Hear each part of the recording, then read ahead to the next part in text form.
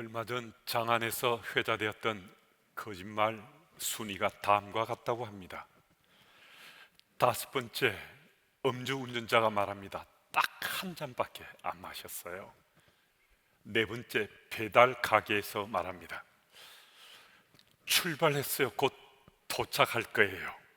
세 번째, 옷가게에서 말합니다. 와, 언니한테 너무너무 잘 어울린다. 꼭 맞춤 옷이야. 두 번째, 자리를 양보받은 노인이 말합니다. 에고, 난 정말 괜찮은데. 첫 번째, 국회의원이 말합니다. 똑같은 말이지만 내가 말하면 맞고 당신이 말하면 틀렸어. 사실 사람마다 조금씩 다르긴 하지만 누구나가 거짓말을 하면서 살고 있습니다.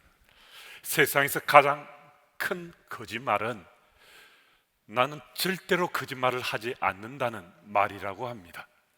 그만큼 거짓말은 사람들에게서 떨어질 수 없는 우리의 모습 가운데 하나라는 것입니다.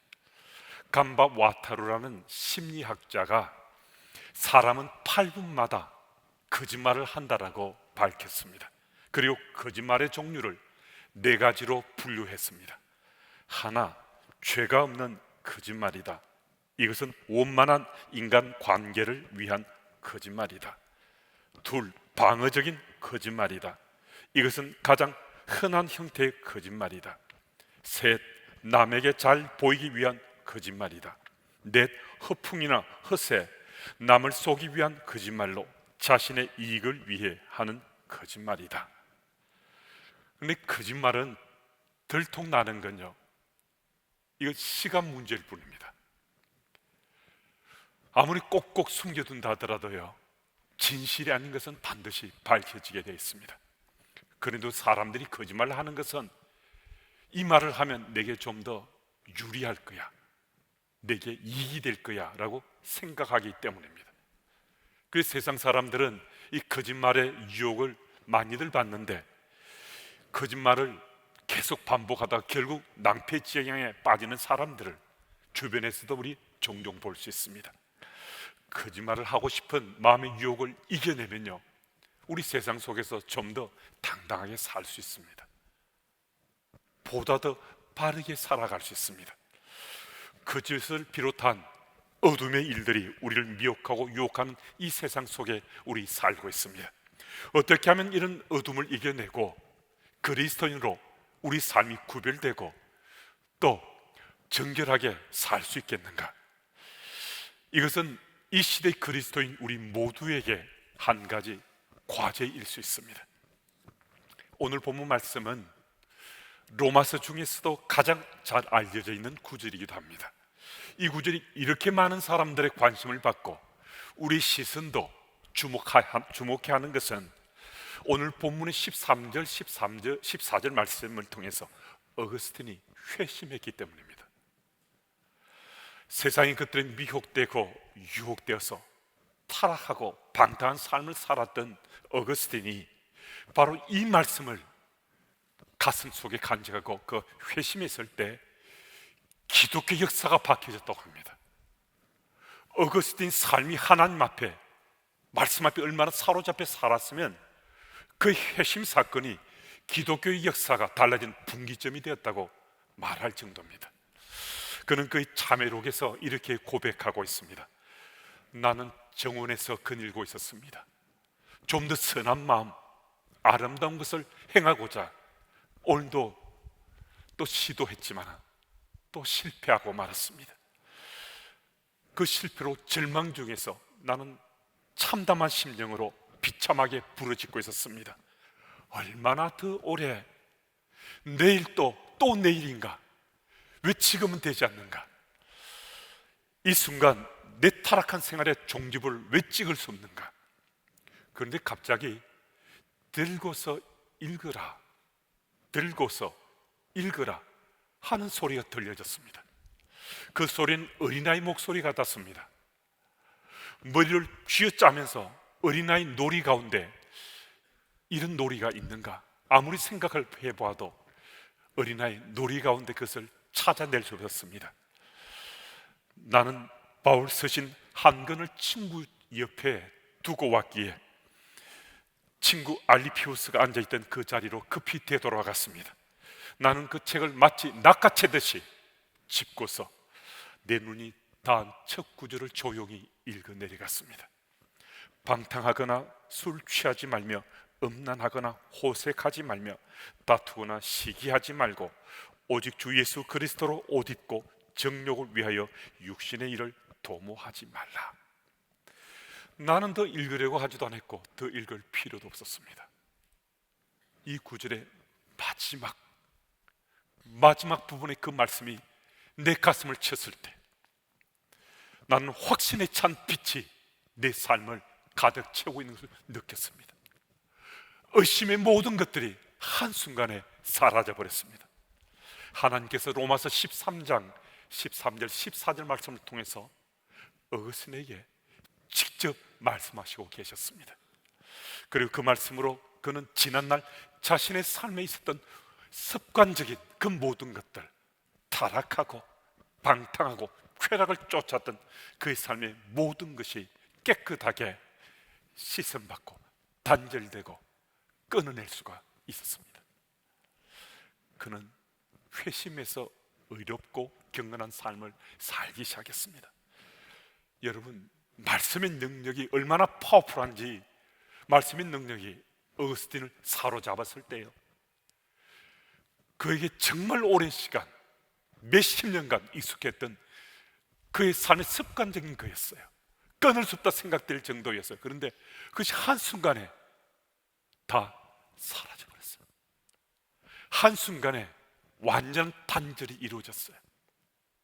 파워풀한 하나님의 능력이 그의 삶을 강타했을 때 그는 놀랍게도 정말 새로운 그리스도인으로 새로워진 인생을 살기 시작했습니다. 오늘 우리들도 어거스틴 같은 이런 회심에 대한 우리 마음의 소망이 있을 수 있습니다. 나도 어거스틴처럼 좀 달라졌으면 하는 그런 마음의 바람이 있을 수 있습니다. 그런 소망이 있으시다면, 그런 바람이 있으시다면요, 함께 그 마음 가지고 오늘 본문을 같이 좀 잘 따라나 봤으면 좋겠습니다. 11절 말씀을 제가 읽습니다. 또한 너희가 이 시기를 알거니와 자다가 깰 때가 벌써 되었으니 이는 이제 우리의 구원이 처음 믿을 때보다 가까웠음이라. 이 구절의 시기란 단어는 헬라 크로노스와 카이로스를 번역하기도 하는데, 근데 오늘 본문 속에 기록된 이 시기는요, 크로노스가 아닌 카이로스의 뜻을 가지고 있습니다. 크로노스는 연대기적 시간표를 말하는데 우리의 다고는 일반적 시간을 말합니다. 해가 뜨고 해가 지는 시간, 지구의 자전과 공전을 통해서 결정되는 시간, 또 우리가 태어나서 또 늙고 병들고 죽고하는 생로병사의 모든 시간들, 이 시간들은요 크로노스의 시간입니다. 그런 반면에 카이로스의 시간은 특별한 시간을 의미하고 있습니다. 어떤 목적을 위해서 특별하게 구별된 시간, 중요한 사건이 일어나는 바로 그 시간, 자신의 전 인격을 걸고서 결단하는 그 시간, 그 시간들은 카이로스의 시간을 의미합니다. 오늘 이 예배 자리에 함께 우리들에게 이 시간이 카이로스의 시간이 될 수 있습니다. 오늘 우리도 이 예배 가운데 결단하면서 어제와는 다른, 이전과는 다른 믿음의 삶을 새롭게 시작하는 그 찬스가 오늘 바로 이 시간일 수 있습니다. 11절 말씀을 보면요, 사도 바울은 이제 우리가 자다가 깰 때가 되었다고 말씀합니다. 더 자세히 보시면요, 자다가 깰 때가 벌써 되었다라고 말씀하고 있습니다. 이제 일어나라 라는 뜻말이 아니고 이미 깰 때가 되었다라고 말씀하고 있는 이 사실에 우리는 주목해야 됩니다. 여러분, 우린 정말 경각심을 가져야 되는데요, 바로 이 타이밍 속에 우리는 이제 주저하거나 멈칫멈칫하면서 뒤를 돌아봐서는 안 된다는 거예요. 우리가 잘 아는 것처럼 예수께서 초림하신 다음에 재림하실 때까지 그 기간을 우린 종말의 시대라고 합니다. 종말의 시점이라고 또 말하기도 합니다. 지금이 바로 그때인 것을 우리가 깨달을 수 있다면요, 우리는 깨어서 기도할 수밖에 없습니다. 우리는 깨어서 하나님 말씀 앞에 우리의 삶을 세우면서 바로 그때를 지금 준비해야 될 타이밍이구나, 이 사실을 우리 깨닫고 우리의 삶을 새롭게 구별해가며 살게 된다는 겁니다. 12절 말씀을 우리 같이 한번 읽어볼까요? 12절 같이 읽습니다. 밤이 깊고 낮이 가까웠으니 그러므로 우리가 어둠의 일을 벗고 빛의 갑옷을 입자. 아멘. 이젠 영적으로 각성하고 어둠의 일을 벗어버려야 된다라고 말씀합니다. 여기서 밤이 깊고 낮이 가까웠다는 이 구절은요, 이제 어둠은 완전히 사라지고 새로운 세상이 밝아오는 것보다라는 이런 뜻말은 아니에요.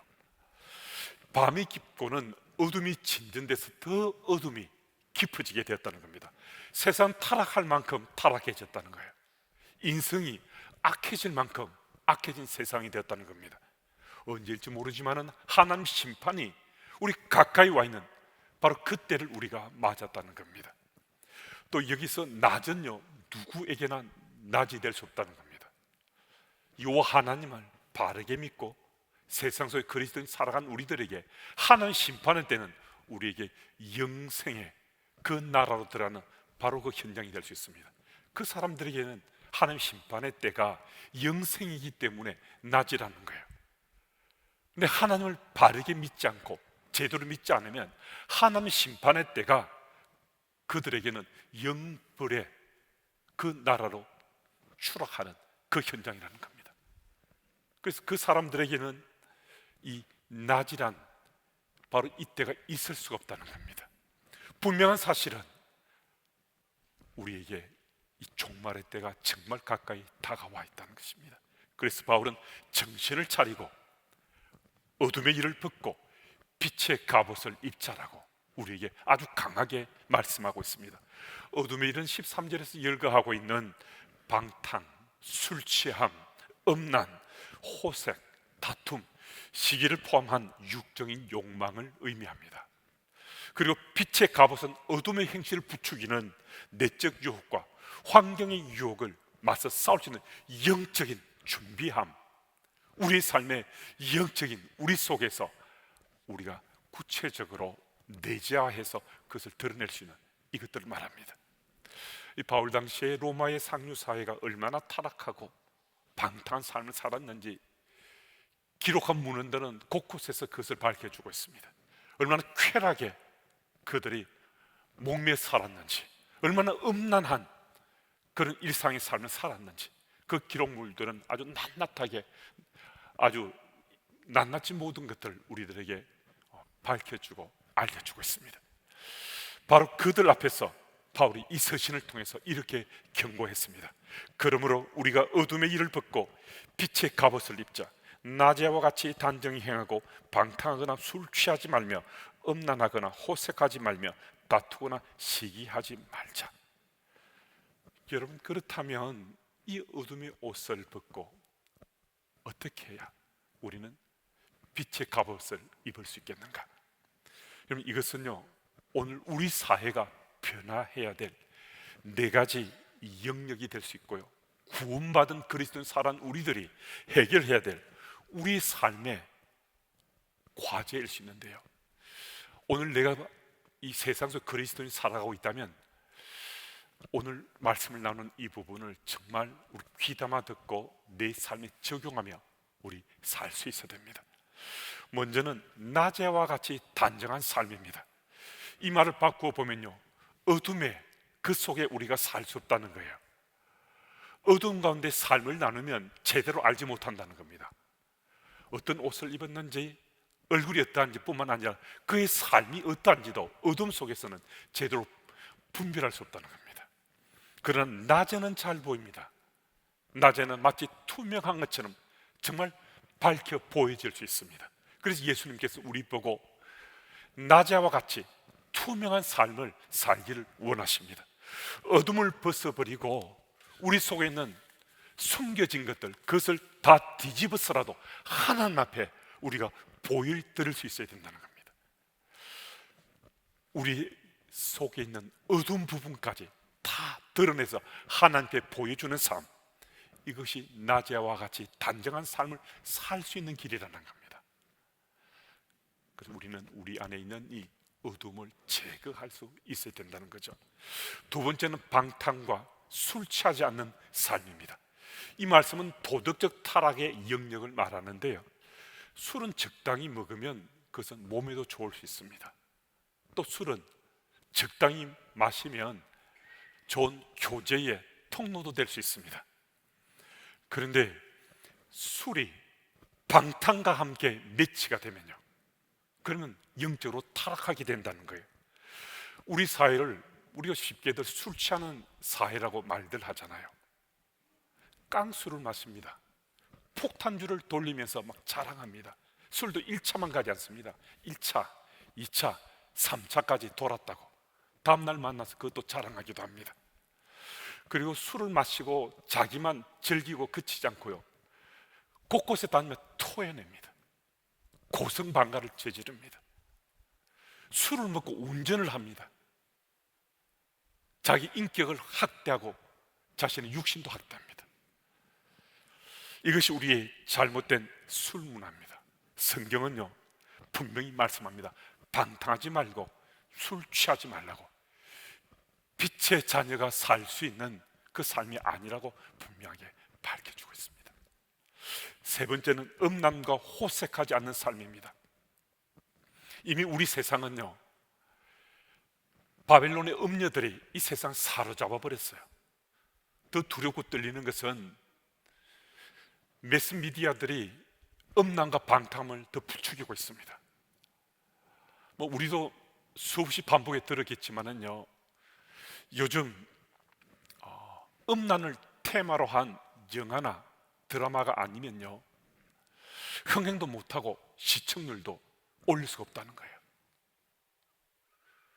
PD를 탓하거나 작가를 탓할 것이 아니라 세상이 음란함을, 방탕함을 부추기기 때문에 이 PD나 작가들이 음란함을, 이 방탕함을 작품으로 만들어내야 되는 그런 세상이 됐다는 거예요. 음란과 호색에 노예가 된 세상이라는 겁니다. 이 음란과 호색을 이겨내지 못하면요, 우린 그리스도인 살 수 없다는 겁니다. 그래서 그리스도 빛 가운데 거할 때만 우리는 음란과 호색함을 이겨낼 수 있다는 겁니다. 그리고 넷째는 다투거나 시기하지 않는 삶입니다. 미움과 폭력입니다. 눈에 드러나거나 속으로나 우리는 폭력과 미움을 행하면서 살고 있습니다. 세상이요, 곳곳에서 미움과 폭력이 난무하는 그런 세태 속에 우리가 지금 살고 있습니다. 그래서 우리는 내가 속한 공동체를 가슴팍에 정말 품고 통회하고 자복하며 미움과 이 폭력에 대해서, 다툼과 시기에 대해서 주님 앞에 무릎 꿇고 회개해야 된다는 겁니다. 여러분과 제가 이 시대, 이 세상에 다툼과 시기, 미움과 폭력을 마음에 품고서 우리 주님께 간절히 구하면서 이 어둠의 옷을 벗고자 소망해야 된다는 겁니다. 이 어둠의 옷을 벗을 수 있는 것은 그리스도의 옷을 입는 이 길밖에 없다는 것입니다. 우리 14절 말씀을 우리 한번 같이 읽어보겠습니다. 같이 읽습니다. 오직 주 예수 그리스도로 옷 입고 정욕을 위하여 육신의 일을 도모하지 말라. 아멘. 우리에게는 어둠을 몰아낼 능력이 없습니다. 하지만 우리는 빛을 받아들일 수 있는 그 능력은 있습니다. 내가 어둠을 몰아낼 수 없지만은요, 빛이 우리 속에 들어오면 그 빛이 어둠을 몰아낼 수 있다는 겁니다. 내가 구원받은 그리스도인 예수 그리스도 십자가의 보혈의 피공로로 내가 은혜 입고 구원받은 그리스도인 되면요, 우리 속에 빛이 들어온다는 거예요. 그리스도 빛이 우리 속에서 빛나게 된다는 거예요. 그럼 그 빛이 어둠을 몰아낼 수 있다는 겁니다. 주님 오실 날이 얼마 남지 않았다고 말들 합니다. 코로나19를 비롯해서 지금 이곳저곳 온 세상에서 드러나고 보여지는 것들은 종말의 때가 정말 얼마 남지 않았구나 하는 그 현상이나 그 현장들을 보여줍니다. 성경 속에 기록되어 있는 종말의 표징과 사인들이 곳곳에서 지금 보여지고 드러나고 있잖아요. 아놀드 토인비 교수에 의하면 지금까지 역사의 무대에 88개의 문명이 세워지고 사라져갔다고 합니다. 그런데 이 모든 문명이 사라져갈 때 그 문명들은요 모두 똑같은 공통점 하나를 보여주고 드러내다가 사라져버렸다는 거예요. 똑같은 어느 문명도 이것은 예가 아니라고 합니다. 88개의 문명이 세워졌다 사라진 바로 그 타임에서의 공통점은 음란함과 방탕함이 세상을 뒤덮게 되었을 때라는 겁니다. 여러분, 오늘 우리가 사는 이 세상, 우리가 몸담고 있는 이 문명, 음란과 방탕함이 세상을 뒤덮고 있습니다. 종말의 때가 왔다는 거죠. 곳곳에서 우리는 음란과 방탕함의 소리 소문들 듣습니다. 여러분, 바로 이때가 종말의 시대일 수 있는데 이 시대의 흐름을 우리 역류하고 그 흐름에 살 수 있겠는가? 우린 그렇게 살 용기가 없다고 말할 수 있습니다. 누구나가 다 그렇게 사는데, 누구나가 다 그 정도의 죄는 저지르며 사는데 그렇게 다 사는 거잖아. 여러분, 오늘 이 자리에 함께한 우리들 그리스도인이라면요, 우리는 누구나가 다는 아닙니다. 누구나가 다 그렇게 사는데, 누구나가 다 그렇게 행동하는데 우리는 그리스도인, 우린 누구나가 다가 아닙니다. 우린 그리스도인입니다. 나 홀로 이 세태를 거슬리거나 역류하며 사는 것은 거의 불가능할 수도 있습니다. 하지만 나 홀로가 아니라 우리가 함께 그리스도 빛이 우리 속에 들어온다는 이 사실을 믿는다면, 그리스도 빛이 내 속에서 빛나고 있음을 믿는다면, 나 홀로가 아니라 우리가 함께 이 세태를 역류하고 거슬리며 살아갈 수 있습니다.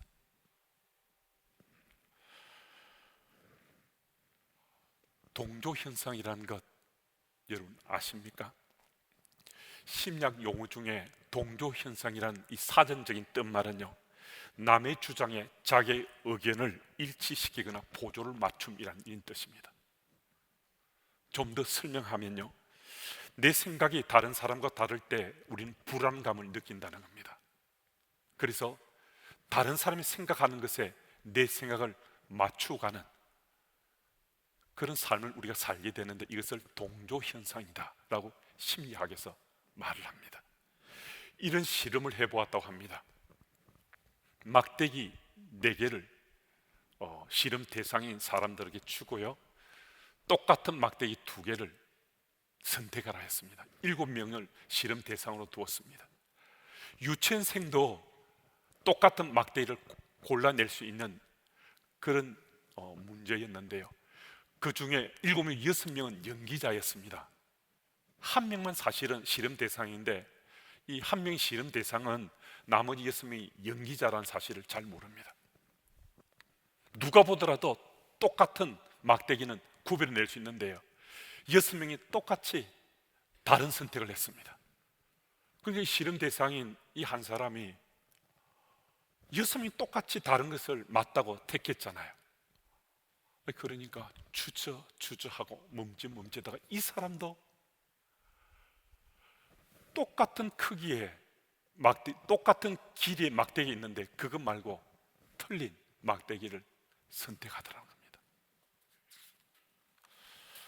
이런 세상인데 세상에 다수의 사람들이 선택하는 그것, 그들이 가는 길 말고 다른 길 가면 얼마나 불편하고 또 염려가 되겠습니까? 그래서 우리가 살아가는 삶의 방식이 이 동조현상으로 서로 어우러지며 사는 이 삶이 훨씬 더 편안하고 안전해 보이게 그렇게 우리가 살고자 한다는 거예요.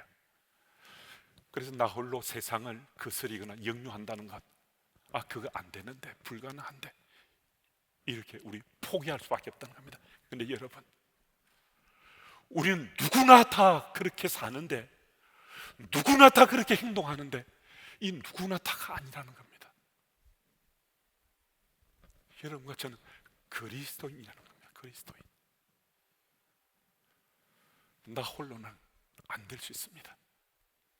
하지만 이 자리에 함께한 우리 주님의 교회 가족들이, 우리가 함께 내 속에 그리스도 빛이 있다는 이 사실을 믿고서 잘못되고 그릇된 세태를 역류하고 그 사람을 살려고 하면 우리 그렇게 살아갈 수 있습니다.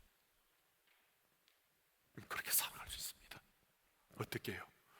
우리 속에 그리스도의 빛이 내 속에 있기 때문입니다. 여러분, 예배당에 한번 예배드리고 예배드림으로 우리가 그래도 좀 평안해, 나 한 주간 세상 속에 이제 사는데 준비가 되어서, 이렇게 하면 우리 살 수 없잖아요. 세상 속에 나가서 내 속에 그리스도의 빛이 있으니까, 그래, 잘못된 것, 그릇된 것,